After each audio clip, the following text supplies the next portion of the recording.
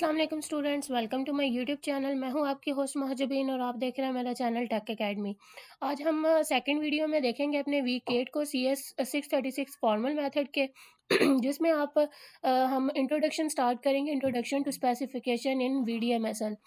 तो यहाँ पे सबसे पहले उन्होंने ना एग्जांपल के थ्रू स्टार्ट किया, बट सबसे पहले हम देख लेते हैं कि VDMSL होती क्या चीज़ है। VDMSL आपके पास ना एक कह लो कि बेसिकली फ़र्स्ट ऑफ़ ऑल जो इसका स्टैंड फ़ॉर होता है, ये वियना डेवलपमेंट मेथड होता है स्पेसिफ़िकेशन लैंग्वेज का। और ये आपके पास एक फ़ॉर्मल स्पेसिफ़िकेशन लैंग्वेज होती है जो कि सॉफ्टवेयर इंजीनियरिंग को डिस्क्राइब में मॉडल्स को डिस्क्राइब करने के लिए यूज़ की जाती है। और ये इसलिए यूज़ होती है क्योंकि ये क्लियरली डिफ़ाइन करती है सिस्टम की रिक्वायरमेंट्स को, डिस्क्राइब करती है डाटा की स्टेट्स को। और इसमें हम ऑपरेशंस और फंक्शंस के ज़रिए ना स्पेसिफ़ाई करते हैं। मतलब यहाँ पे ना उन्होंने थोड़ा इंट्रोडक्शन दिया हुआ है। Right a formal specification of system in a VDMSL को relate the components of UMSL, यानी आपस में ना हम रिलेट करेंगे UMSL को, सॉरी UMSL कह रही हूँ, UML क्लास डायग्राम्स को, और उसको करेंगे VDM यानी वियना डेवलपमेंट मेथड के साथ ना कंपेयर करेंगे। यानी जो आपकी UML डायग्राम्स है ना उनको कन्वर्ट करेंगे VDM के अंदर, ठीक है। बेसिकली ये चीज़ हो रही है। नेक्स्ट चलते हैं। नेक्स्ट आपके पास ना यहाँ पे एक केस स्टडी होगी, यानी केस स्टडी हम किसको लेके चलेंगे। फर्स्ट जो आपका वीक 8 है ना उसके अंदर एग्जांपल है इंक्यूबेटर। इंक्यूबेटर आपने देखा ही होगा, वो जिसमें अंडे रखते हैं और चूज़े निकालने के लिए ना इंक्यूबेटर, वो उसको ना हम इंक्यूबेटर बोलते हैं, और उसका ना एक ख़ास टेम्परेचर होता है, ठीक है। उस टेम्परेचर को हम सेट करने के लिए ये सर ने ना एक इंक्यूबेटर की एग्जांपल ली है कि हम लाइक उसका ख़ास टेम्परेचर क्या है जी, 10 और -10 के दरमियान रखेंगे। वो अपने टेम्परेचर के अंदर इंक्रीमेंट कर सकता है, डिक्रीमेंट उसके अंदर होगा।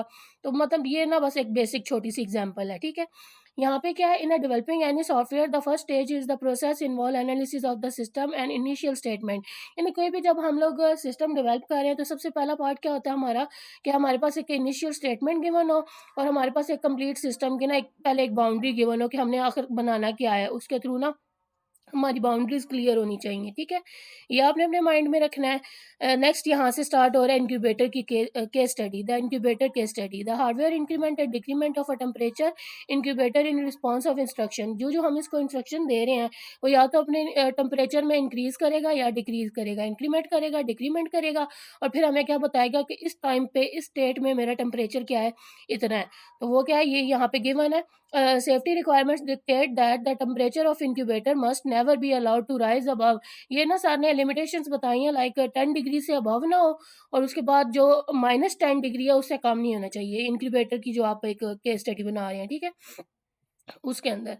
तो यहाँ पे ना मैंने आपको क्या बताया कि ये जो VDMSL है ना, यानी ये वाइना डेवलपमेंट मेथड है, ये किसका एक किसके थ्रू कंपेयर है, इसमें हम किसको कंपेयर करते हैं, UML की जो डायग्राम होती है ना, UML क्लास डायग्राम, उसको इम्प्लीमेंट करते हैं वियना डेवलपमेंट मेथड के अंदर, यानी जो VDM है, ठीक है, वियना डेवलपमेंट मेथड। तो इसमें सबसे पहले ये क्लास डायग्राम को देख लेते हैं UML केस के अंदर। इसमें सबसे पहला ये जो होता है ना, ये आपके पास क्लास नेम होता है, ठीक है, इंक्यूबेटर मॉनिटर, ये हमारे हम एक बना रहे हैं ना जो केस, इसमें ये जो क्लास नेम है वो क्या है, इंक्यूबेटर मॉनिटर, ये आपका क्लास नेम है। उसके बाद एट्रीब्यूट्स, एट्रीब्यूट क्या है, ये जो टेम्प है ना, ये आपके पास एट्रीब्यूट है, और ये उसकी डाटा टाइप है, ठीक है, इंटीजर। टेम्परेचर जो है वो ज़ाहिर बात है इंटीजर में होता है कि वो या तो 10 डिग्री होगा, 12 होगा, 15 होगा, जो भी है। और नीचे ये क्या होते हैं, ये मेथड्स होते हैं, और इसकी ये क्या होती है, पहचान क्या होती है, ये जो ब्रैकेट्स होते हैं, ठीक है। यूएमएल के अंदर इसको क्या बोलते हैं, ये हमारे पास मेथड्स बोलते हैं इनको। लेकिन जो आपके पास वीडीएम है, यानी वियना डेवलपमेंट जो आप मेथड होता है, उसके अंदर हम इनको क्या बोलते हैं, इनको हम बोलते हैं ऑपरेशंस, ठीक है। तो ये आपने ना इसका डिफरेंस भी अपने माइंड में रखना है कि वीडीएम के अंदर हम इनको ऑपरेशंस बोलते हैं, लेकिन दूसरे के अंदर क्या नाम है उसका, यूएमएल के अंदर हम इनको मेथड्स बोलते हैं। तो इधर भी सर ने यही चीज़ एक्सप्लेन की है, incubator monitor class single class है, सिर्फ एक टाइम पे एक क्लास हैंडल करेगा। तो एक टाइम पे एक क्लास, और उस क्लास का नेम क्या है, इंक्यूबेटर मॉनिटर। हम उसके क्लास को आइडेंटिफाई करने के लिए सिंगल क्लास बना रहे हैं, और उसका नेम ये दिया हमने। एट्रीब्यूट जो है वो 2 या 3 या जितने भी हमने बनाने हैं, तो वो एट्रीब्यूट्स और मेथड जो है ना वो हमने ये बना दिए। नेक्स्ट जो यानी एट्रीब्यूट्स तो ये वाले थे ना, ये जो ऊपर थे ये, जिनकी डाटा टाइप गिवन की थी हमने, तो इससे एक से ज़्यादा एट्रीब्यूट भी हो सकते हैं। इसी तरह मेथड्स में है, यहाँ पे इस स्पेसिफिक एग्जांपल जो इंक्यूबेटर की है उसके अंदर हमने कितने मेथड्स लिए हैं, 3 मेथड्स लिए हैं। एट्रीब्यूट कितने लिए हैं, एक ही लिया है, ठीक है। Single attribute record temperature, single attribute लिया जो कि क्या कर रहा है, टेम्परेचर को रिकॉर्ड कर रहा है। एंड स्टैंड विद और इसकी डाटा टाइप क्या है, इंटीजर है। टेम्प की क्या डाटा टाइप थी, इंटीजर थी। With regard to the method the first two do not involve any input so that they merely record the increase. अब ये जो फर्स्ट टू है ना, इनके अंदर कोई अभी फिलहाल डाटा हमने ऐड नहीं किया, क्योंकि ये अब जैसे हम टेम्परेचर ऐड करेंगे ना, उसके बाद इनके अंदर या इंक्रीमेंट होगा या डिक्रीमेंट होगा। ठीक है, यहाँ पे सर बस ये चीज़ बता रहे हैं। द फाइनल मेथड रीड, ये जो फाइनल है ना, ये गेट का जो फंक्शन उसके अंदर मेथड यूज हुआ है।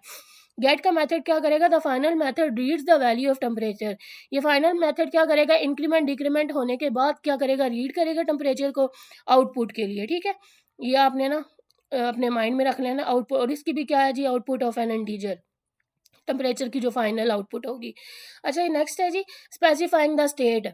अब वो एक टाइम पे एट्रीब्यूट जो होता है वो आपका किसी ना किसी स्टेट के अंदर होता है, किसी ना किसी कंडीशन पे, यानी वो उस टाइम लाई कर रहा होता है, फॉल कर रहा होता है। ठीक है, तो यहाँ पे the first thing we will consider for our formal specification is what is known as the state of the system, कि करंटली वो किसी स्टेट के अंदर मौजूद होता है। ठीक है, ये जो ब्लू कलर के हाईलाइट्स हैं ये एमसीक्यूज के लिए इंपॉर्टेंट है, तो ये आप ना लाजमी पढ़िएगा।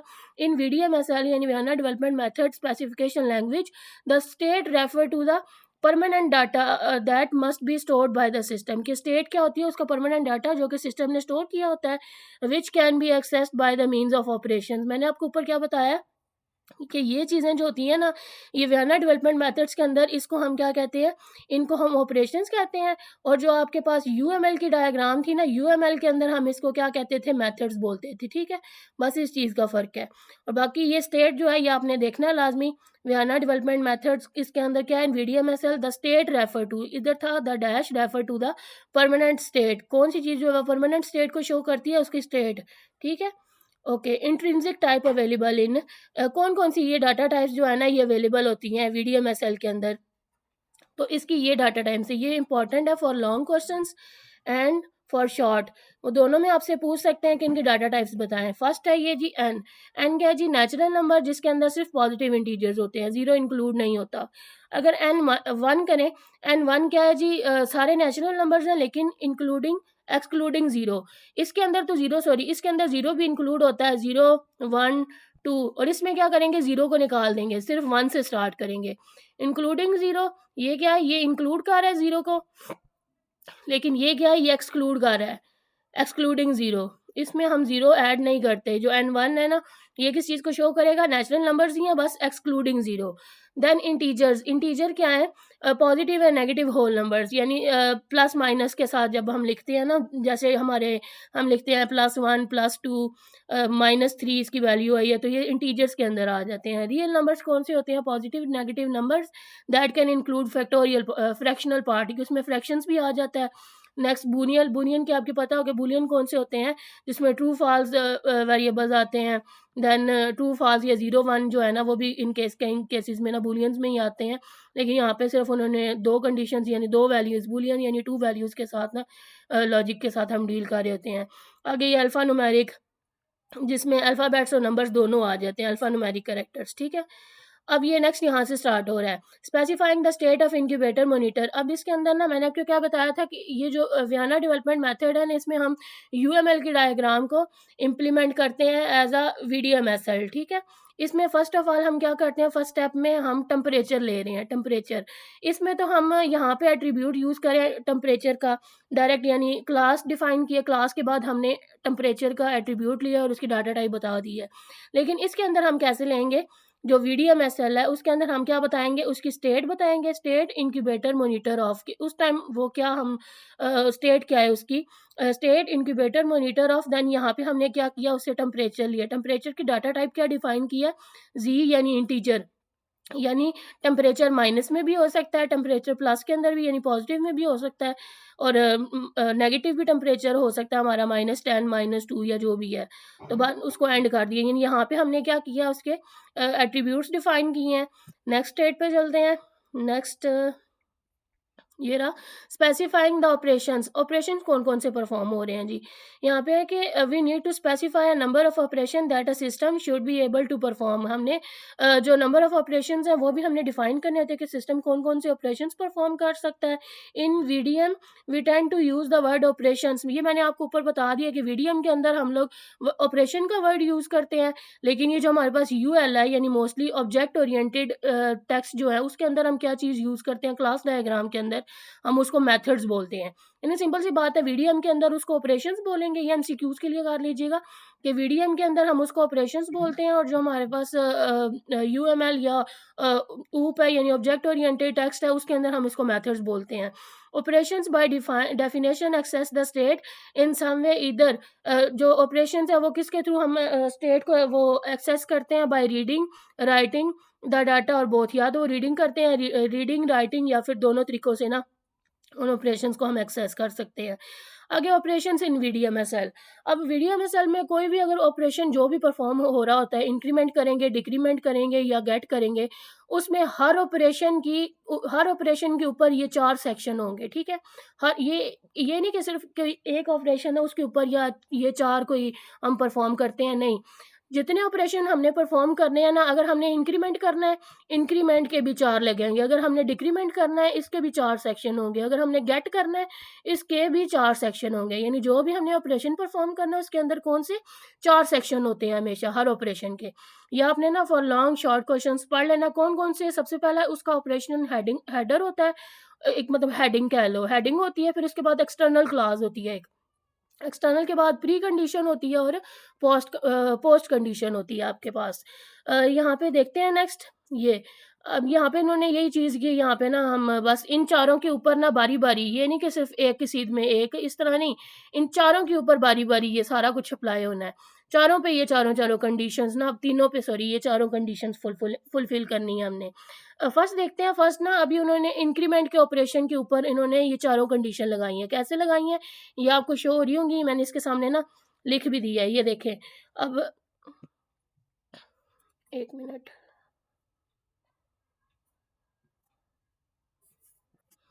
ओके, यहाँ पे आप देखें ये जो आपके पास शो हो रहा है कि इंक्रीमेंट, मैंने आपको क्या बताया था कि चारों कंडीशंस को बारी-बारी चेक करना है हर ऑपरेशन के ऊपर। इंक्रीमेंट, और उसके बाद दूसरी कौन-सी थी आपके पास, एक्सटर्नल, एक्सटर्नल के बाद प्री कंडीशन और पोस्ट कंडीशन। सबसे पहले ऑपरेशनल है, ऑपरेशन कौन-सा परफॉर्म हो रहा है, इंक्रीमेंट का। फिर उसके बाद एक्सटर्नल क्लॉज़ क्या है, एक्सटर्नल जो आपके पास राइट कर रहा है वो क्या कर रहा है कि टेम्परेचर को गेट करेगा, टेम्परेचर गेट करेगा, एक्सटर्नल क्लॉज़ के अंदर आ रहा है कि टेम्परेचर हम ऐड करेंगे। प्री कंडीशन क्या है, कंडीशन क्या थी कि टेम्परेचर जो है वो हमने उसका लेस देन 10, टेम्परेचर ये हमने क्या दे दिया, लेस देन 10 होना चाहिए। उसके बाद पोस्ट कंडीशन क्या है जी, टेम्परेचर में हर दफ़ा एक ना एक उसमें एक प्लस होता जाएगा। और ये क्या शो कर रहा है कि प्री कंडीशन को चेक करेंगे सबसे पहले, अगर वो ट्रू होगी तो तब पोस्ट कंडीशन, यानी बेसिकली बेसिक सी बात हो रही है कि पहले प्री कंडीशन चलेगी तो देन बाद वाली कंडीशन चलेगी ना। अगर पहले वाली कंडीशन ही नहीं चलेगी तो बाद वाली ने कैसे चलना है। इसी तरह ये आगे डिक्रीमेंट का ऑपरेशन है, इसके ऊपर भी ये चारों बारी-बारी अप्लाई होंगे। डिक्रीमेंट होगा, एक्सटर्नल क्लास चेक होगी, ये तो दोनों सेम ही, बस ऊपर डिक्रीमेंट हो गया, नीचे क्या है, एक्सटर्नल क्लास। अब प्री कंडीशन क्या है, प्री कंडीशन क्या है कि टेम्परेचर जो है ना डिक्रीमेंट यानी कम करना है, कम करना है तो पहले सबसे ज़्यादा वाला देना होगा, वो क्या है -10 ग्रेटर देन -10। और पोस्ट कंडीशन क्या है कि इसमें से माइनस करते जाओ, डिक्रीमेंट कर रहे हैं ना, डिक्रीमेंट में क्या करते हैं हम लोग, माइनस यानी कम करते जाओ। अगर टेम्परेचर -10 से ज़्यादा है, तो वो क्या करेगा, उसमें से -1 करता जाएगा। तो ये बस इसको देख लें एक दफ़ा। नेक्स्ट आगे गेट टेम्परेचर है, गेट टेम्परेचर क्या कर रहा है, ये इसकी सॉरी वो थी क्या नाम है, ऑपरेशन है यहाँ पे। यहाँ पे ऑपरेशनल के बाद एक्सटर्नल क्लास, ऑपरेशनल क्लास यानी अभी हो क्या रहा है, ऑपरेशनल क्लास हमें ये बताता है कि अभी कौन-सी कंडीशन परफॉर्म हो रही है। एक्सटर्नल क्या है, उसका टेम्परेचर। प्री कंडीशन क्या है कि ट्रू है, यानी वो वैल्यू जो हमें चाहिए थी वो हमें मिल गई है। अगर वो ट्रू है तो पोस्ट कंडीशन क्या है, करंट टेम्परेचर को अभी वाले टेम्परेचर के इक्वल कर दो, ठीक है। करंट टेम्परेचर जो अगर हमारी करंट टेम्परेचर की वैल्यू ट्रू है तो उसको क्या करो, टेम्प के इक्वल कर दो, क्या करंट टेम्परेचर की वैल्यू रिटर्न कर देगा फिर हमें वो। तो यहाँ पे बस हम क्या कर रहे हैं, रीड कर रहे हैं उस वैल्यू को, यानी ये जो है ना आरडी, ये यहाँ पे ये चीज़ शो कर रहा है।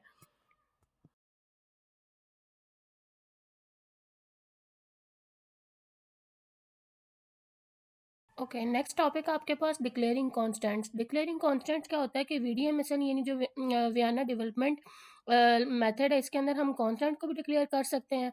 ये ज़रूरी तो नहीं होते, लेकिन स्पेसिफिकेशन को ज़्यादा क्लियर और रीडेबल बना देते हैं। ठीक है, यहाँ पे as with the many programming different programming language में भी हम कॉन्स्टेंट वैल्यूज़ को यूज़ करते हैं। This is something that is not essential, यानी ये ज़रूरी नहीं होते to any specification, but can greatly enhance its readability. It is done by using the keywords. क्या हम कीवर्ड यूज़ करते हैं? ये वैल्यूज़। ये आपने ना एमसीक्यूज़ के लिए ये दोनों लाइन ध्यान से पढ़नी है। And the declaration would come immediately before the state definition. ठीक है, ये आपने ना लाजमी पढ़ के जाना है for MCQs. Okay, in case of incubator monitor it look like this. यहाँ पे ना ये हमने कांस्टेंट यानी मैक्सिमम वैल्यू क्या हो 10 हो, मिनिमम वैल्यू क्या है -10। तो यह हमने क्या किया, कांस्टेंट, ये कांस्टेंट कर दिया वैल्यू की, ये चेंज नहीं होना चाहिए। ठीक है, कांस्टेंट से आपको पता चल गया होगा क्या चीज़ें होंगी। नेक्स्ट चलते हैं यहाँ से, व्हाट इज़ फंक्शन। फंक्शन क्या चीज़ होते हैं अब आपके पास। Function is a set of assignment from one set to another. ये आपने ना एमसीक्यूज के लिए याद रखना है कि function is a set of dash from one set to another. ये क्या है, a set of assignment. Function एक चंक ऑफ कोड होता है जो कि that you can use over and over again, that can right, यानी हम एक कोड बना लेते हैं, एक सेट बना लेते हैं फंक्शंस का, जिसको हम बार बार यूज़ कर सकते हैं। जैसे हम नॉर्मली किसी लैंग्वेज में कोई कोड लिखते हैं, कोई फंक्शन लिखते हैं, तो हम क्या करते हैं, हर स्टेटमेंट पे डिफरेंट जगह पे ना उसको यूज़ कर सकें। यानी फंक्शन एक रूल होता है जो कि एक सेट ऑफ वैल्यूज़ को दूसरी सेट ऑफ वैल्यू से मैप करता है। ये इनपुट वैल्यूज़ लेता है और एक फिक्स्ड रूल के मुताबिक आउटपुट वैल्यू देता है आपको। ठीक है, और मसलन यहाँ पे दिया गया इंटीजर इनटू आउटपुट। यहाँ पे for example it could accept an integer and output the square of that integer. तो उसका स्क्वायर हमें देगा। इनपुट क्या है, किसी शख्स का नाम और उस शख्स का फ़ोन नंबर। यानी हम इनपुट और आउटपुट ना, यहाँ पे उन्होंने बस फंक्शन की एक एग्जांपल दी हुई है। ये बस उसकी ना, बाकी इतना कोई इंपॉर्टेंट नहीं है। ये चीज़ आप माइंड में रखें, क्या है जी, is a set of assignment. ठीक है, okay, next specifying a function in VDMSL. Vienna development method के अंदर फंक्शन क्या चीज़ होता है। There are two ways in which we can specify a function in VDMSL. VDMSL के अंदर फंक्शन किस तरह हम लोग शो करते हैं, या वो एक्सप्लिसिटली होते हैं या इम्प्लिसिट फंक्शन होते हैं। एक्सप्लिसिट फंक्शन कौन से होते हैं, प्रिसाइज और क्लियरली एक्सप्रेस किए जाएं जब, और इम्प्लिसिट फंक्शन कौन से होते हैं, thing that is suggested but not directly express. जो डायरेक्टली एक्सप्रेस क्लियरली एक्सप्रेस किए गए हो वो एक्सप्लिसिट होंगे, और जो क्लियरली एक्सप्रेस ना हो वो इम्प्लिसिट होंगे आपके पास। ठीक है, यानी वीडियम में फंक्शन को दो तरीकों से डिफाइन किया जाता है। ये आपने माइंड में रखना है। फॉर शॉर्ट क्वेश्चंस के लिए ये इंपॉर्टेंट है, आ सकता है। जो चीज़ें ये वैसे ही जो ये प्रोग्राम टाइप है ना, इनमें से कुछ भी नहीं आता। ये चीज़ें जो है ना, ये पेपर के रिलेटेड इंपॉर्टेंट है। आते हैं कि इनपुट को आउटपुट में कन्वर्ट कैसे करना है। वो एक्सप्लिसिटली डिफाइन द मेथड। हम क्लियरली मेथड बताते हैं of transforming the input into output. ये क्लियरली मेथड बताते हैं कि हमने इनपुट को आउटपुट के अंदर किस तरह कन्वर्ट करना है, कैसे वो कन्वर्ट किया जाएगा। यानी यहाँ पे ये नीचे एग्जांपल्स दी हुई हैं। जैसे ऐड किया हमने, यहाँ पे क्लियरली हमने मेथड डिफाइन किया है। ठीक है, मिसाल के तौर पर दो नंबर्स को ऐड करने वाला फंक्शन, और पहली लाइन के फंक्शन पहली लाइन को फंक्शन सिग्नेचर कहते हैं। ये जो आपके पास फर्स्ट लाइन है ना, ये क्या है, फंक्शन सिग्नेचर। ठीक है, और दूसरी लाइन क्या है, दूसरा हिस्सा जो है फंक्शन की डेफिनेशन होती है, यानी रियल उस पर क्या काम हो रहा है, ये क्या है, फंक्शन डेफिनेशन। ये सिग्नेचर है और ये क्या है, डेफिनेशन है। इनमें से ये कोई नहीं आता। बेसिक जो आपके पास ये जो वर्डिंग की फॉर्म में होता है ना, बस ये चीज़ें आपने याद रखनी है। ये एमसीक्यूज में आ सकता है। ठीक है, ये इनपुट टाइप बताता है जो आपके पास इनपुट टाइप है, यानी ये जो सिग्नेचर कौन सी, ये जो फर्स्ट लाइन होती है, ये फर्स्ट लाइन इस तरह, इसमें डैश वो दे सकते हैं एमसीक्यूज में, the first line in explicit function, the first line is called dash, कुछ इस तरह का दे सकते हैं। Then the second part is function definition. तो ये आपने ना बस इसका डिफरेंस माइंड में रखना होता है आपने। फंक्शन सिग्नेचर का मैंने अभी ऊपर आपको बताया है। ये क्या होता है, फंक्शन सिग्नेचर हमें ये बताता है कि फंक्शन का नाम क्या है, उसकी इनपुट क्या है और उसकी आउटपुट की टाइप क्या है। और आगे चलते हैं अब इम्प्लिसिट फंक्शन पे। इम्प्लिसिट फंक्शन क्या करते हैं, इम्प्लिसिट फंक्शन में एल्गोरिदम, इसमें हम एल्गोरिदम नहीं लिखते, उसमें तो हमने प्रॉपर एल्गोरिदम दिया था ना, इसमें हम एल्गोरिदम नहीं लिखेंगे। इसमें हम बताते हैं, इसके बजाय हम लोग क्या करते हैं, प्री कंडीशंस और पोस्ट कंडीशंस इसमें देते हैं, वो यूज़ करते हैं। यानी इसके अंदर हम लोग एल्गोरिदम्स को यूज़ करते हैं, एक्सप्लिसिट एल्गोरिदम।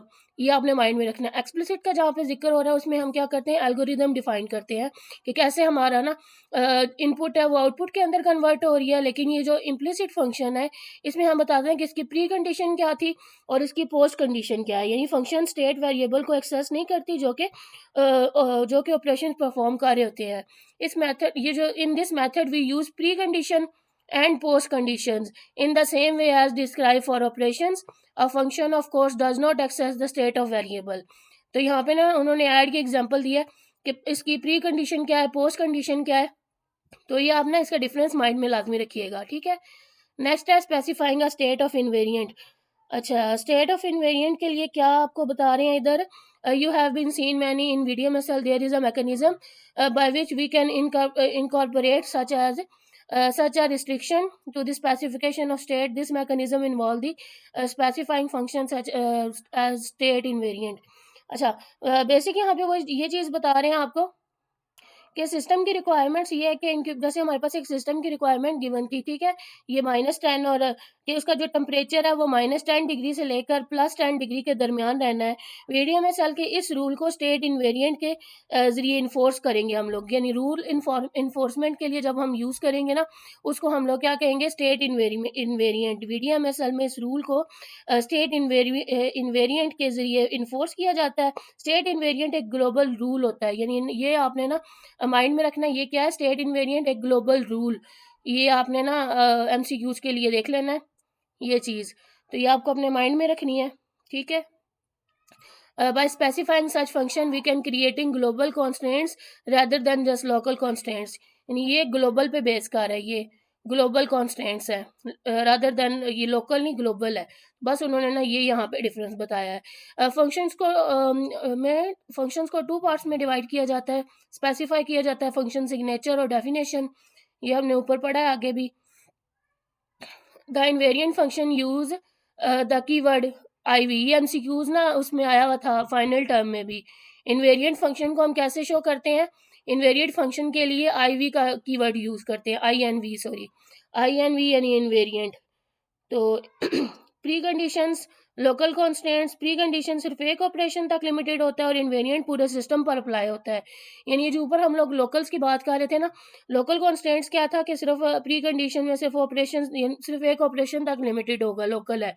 लेकिन जो ग्लोबल है, जैसे ग्लोबल वर्ड ही आपको शो हो रहा है, ग्लोबल से क्या है कि सारी जितनी भी स्टेटमेंट्स है ना सब पे अप्लाई होता है आपके पास ना। आगे ये कीवर्ड INV का जिक्र है। स्टेट इन्वेरिएंट को डिफाइन करने के लिए INV यूज होता है।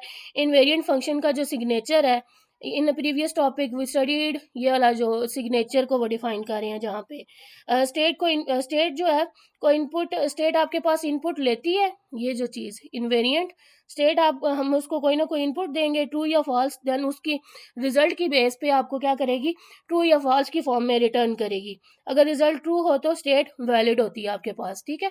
The function map a value of the state into a Boolean. यानी हम सबसे पहले कोई इनपुट लेगी स्टेट के अंदर हम कोई इनपुट ऐड करेंगे, देन उस इनपुट की बेस पर वो क्या करेगी, बताएगी कि ये ट्रू है या फॉल्स है, ये इधर ट्रू और फॉल्स।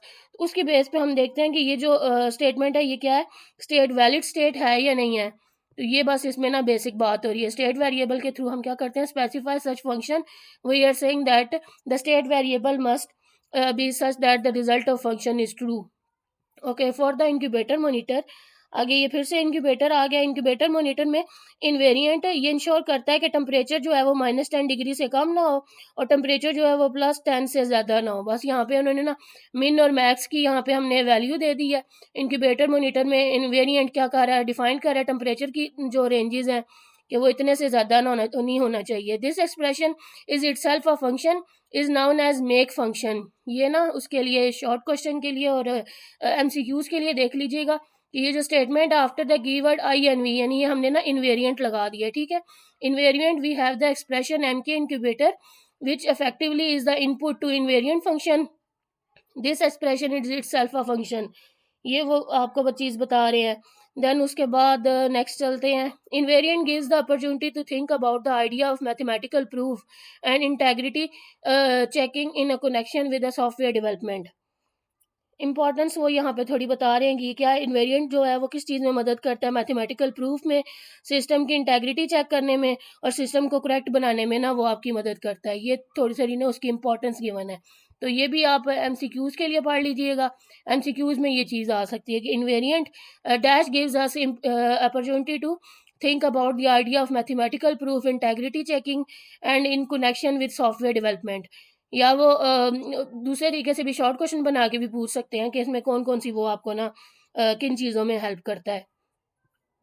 नेक्स्ट अच्छा जी, नेक्स्ट है जी specifying and initialisation function. Specifying initialisation function क्या कर रहा है कि अभी तक जो हमने ये अभी तक हमने ऊपर ये डिफाइन नहीं किया कि सिस्टम स्टार्ट होते वक्त टेम्परेचर क्या है, सिस्टम का जो स्टार्टिंग टेम्परेचर, यानी ऊपर हमने इंक्रीमेंट डिक्रीमेंट और गेट का मेथड तो पढ़ लिया था, लेकिन हमने उसका इनिशियल टेम्परेचर तो दिया ही नहीं वहाँ पे कि जब हमने उस इंक्यूबेटर को स्टार्ट किया है तो तब उसका इनिशियल टेम्परेचर क्या था, यानी वो तब किसी न किसी कंडीशन में तो था ना, या वो ऑन था, ऑफ था, या उसका कितना टेम्परेचर था, 2 था, 5 था, 6 था। तो ये जो इनिशियल टेम्परेचर को शो करवाने के लिए ना हम यहाँ पे इनिशियलाइजेशन के फंक्शन को यूज़ करेंगे, ठीक है।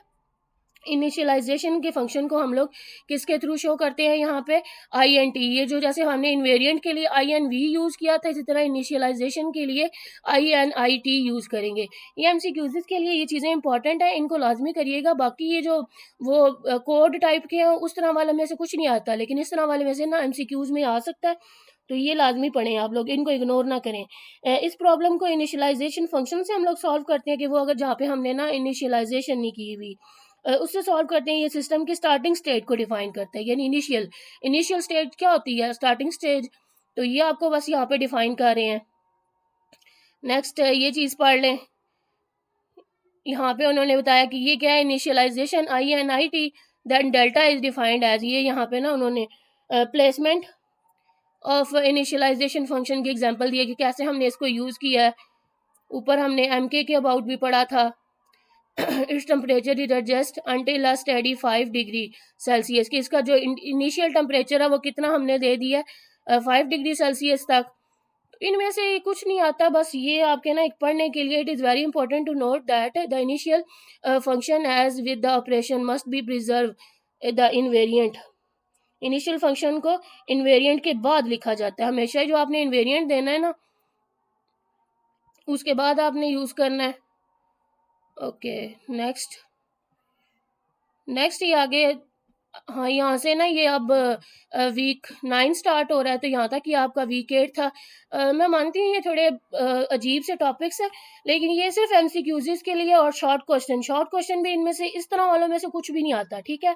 सिर्फ जो आपकी ये टॉपिक्स है ना जिनके अंदर या तो वो आपको स्टैंड फॉर पूछ रहे हैं, या वो आपको बेसिक थोड़ी डेफिनेशंस, या वो आपको दे रहे हैं टोटल हेडिंग्स वगैरह, और उसके अंदर उन्होंने कोई पॉइंट्स बताए हुए हैं, वो सिर्फ पेपर में आ सकते हैं। बाकी कोई भी इस तरह के कोडिंग वाले में से या पूरा प्रोग्राम लिख के आपसे कुछ भी नहीं पूछ रहा वहाँ पे ना। तो करंट पेपर्स आप लाजमी करें इस सब्जेक्ट के, अगर आपके पास प्रीवियस कोई मौजूद हुए। बाकी मैं भी देखूंगी, अगर मेरे पास कोई पड़े हुए हैं तो मैं भी इसकी फाइल्स बना दूंगी। तो ये था आपका वीक 8 कंप्लीट। तो मिलते हैं अपनी नेक्स्ट वीडियो में, तब तक के लिए अल्लाह हाफिज़।